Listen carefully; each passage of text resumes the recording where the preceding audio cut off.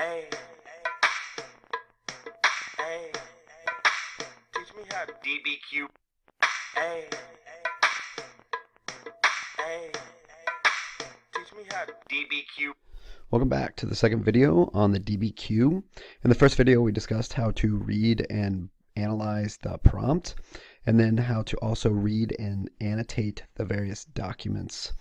In this video, we'll be describing how to group those documents together and then to form claims. So as you're reading the documents and annotating the documents, in the back of your mind, you should be thinking about, all right, which one of these documents strike me as similar? Because ultimately, what you need to do is build claims responsive to the prompt, which is going to form the basis for your thesis. So try to create at least 3 groups, 2 if you have to, but our goal is to identify at least 3 kind of sub-claims that we want to be making when it comes to writing our thesis.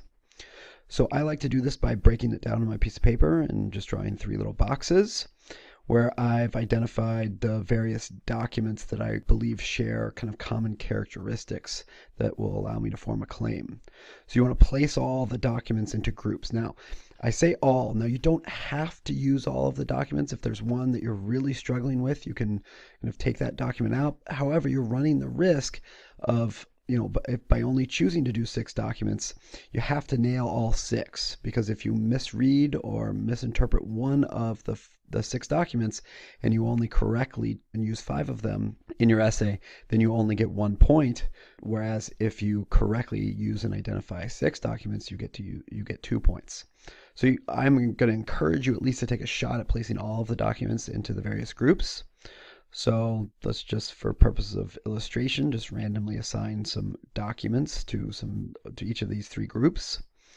Now, the critical thing then to do is to identify the kind of common characteristic or the claim that you will be building for each of these 3 groups. So what are the characteristics of those documents that, responsive to the prompt, ultimately are similar about each of those documents? So once you've done this step, the next step is to write your thesis. So again, if we think about our metaphor here, the thesis is kind of like our piece of bread that's going to hold the sandwich together. But another way to think of the thesis sometimes is, if you're going to have multiple claims, is we can break that piece of bread apart into our various subgroups and subclaims. So the thesis statement ultimately is what connects those groups and those claims together. So the thesis must consist of 1 or more sentences located in the introduction or conclusion. In order to get the point, the thesis point, you have to have your thesis statement in your introduction in the first paragraph or in a specified conclusion.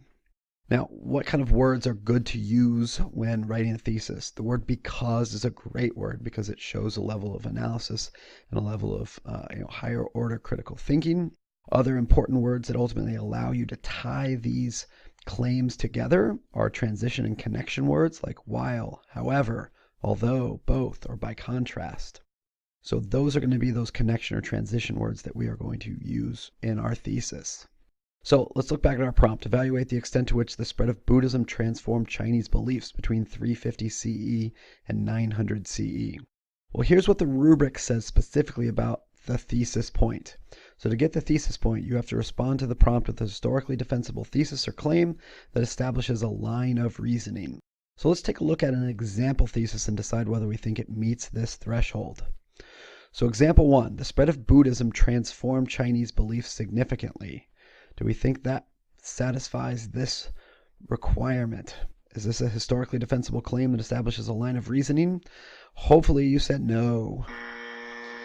This is insufficient. All this did was rework and restate the prompt, but it doesn't actually add any value. It doesn't show the ways in which Buddhism was transformed, or maybe the ways in which it ultimately wasn't transformed. So that one would not get the point.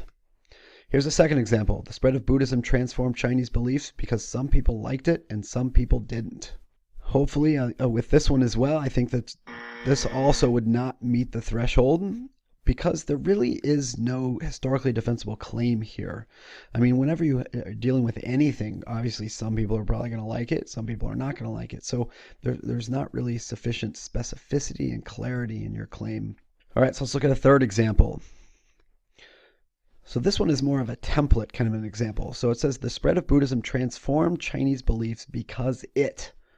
And then in this case, maybe you're going to add in, all right, what are the documents that support the argument that Buddhism ultimately transformed Chinese beliefs? In what ways did it transform Chinese beliefs? And that might be your claim A group. However, some Chinese oppose Buddhism because, and maybe that might be your claim B group. Some documents that might suggest, wait a second, not everyone was on board with this transformation to Buddhism. While others, maybe there might be a claim C group. Maybe there's some middle ground there, or some other way about thinking about these documents that ultimately allows you to form a third group. Now, do you think this would get the point? It all depends, again, on what you put in those blanks for what your claim A, your claim B, your claim C is. But I think if you can make specific historical, defensible claims and establish a clear line of reasoning, I think not only would you get the thesis point, there's a possibility that you might be on your way to also earning the complex understanding point. And the reason for that is, well, here's the language of the complex understanding point. Demonstrates a complex understanding of the historical developments that is the focus of the prompt, using evidence to corroborate, qualify, or modify an argument that addresses the question. Here, because we have this word however, and because we are recognizing not only the changes to Chinese beliefs, but also some qualifications to those by laying out the people who are opposed to it, and then also suggesting even some modification, or again, an even further level of qualification by developing a third group here.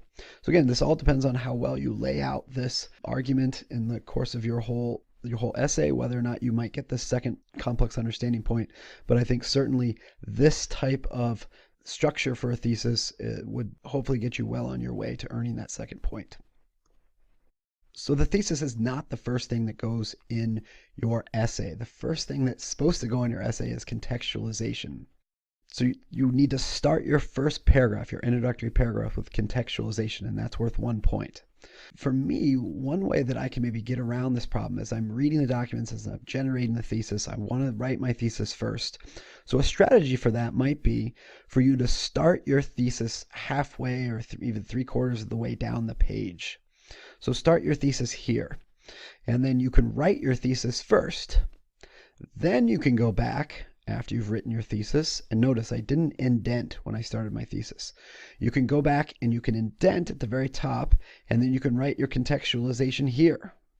And so here I add all of the rest of my contextualization. Now notice I have this space between my thesis and my contextualization.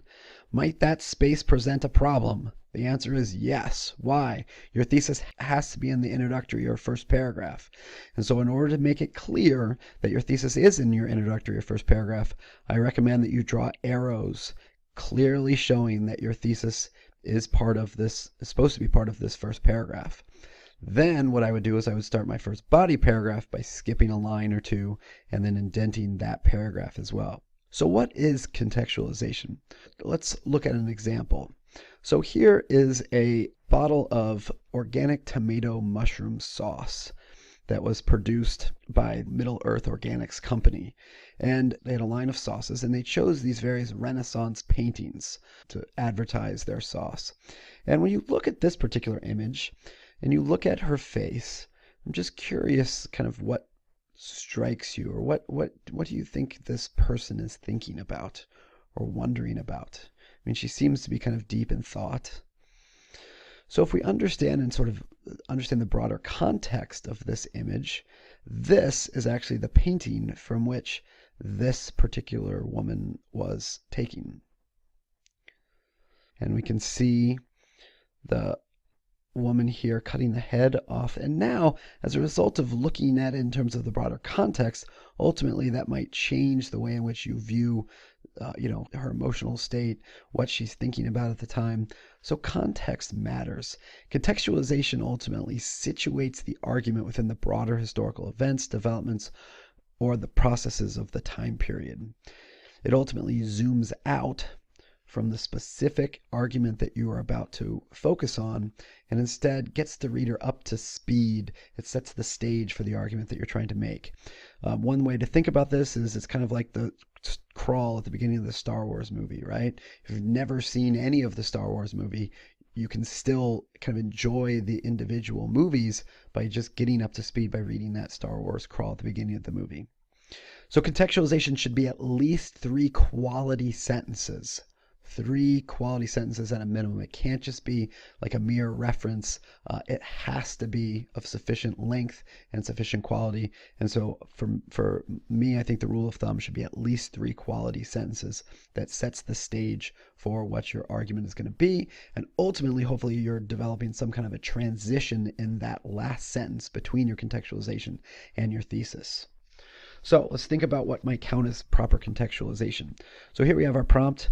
Evaluate again the extent to which the spread of Buddhism transformed Chinese beliefs between 350 CE and 900 CE. So again, the critical thing here is to provide some context for the spread of Buddhism and or also Chinese beliefs. And what we need to do is focus again on this first date, because we need to set the stage and explain, all right, if we sort of zoom out and assume, all right, now that Buddhism has spread to China, there's a number of questions that we need to be able to ask. First of all, who is responsible for the spread of Buddhism? Or, what were the existing Chinese beliefs? When did Buddhism spread to China? Where did it come from? Where was it spreading? How did it spread?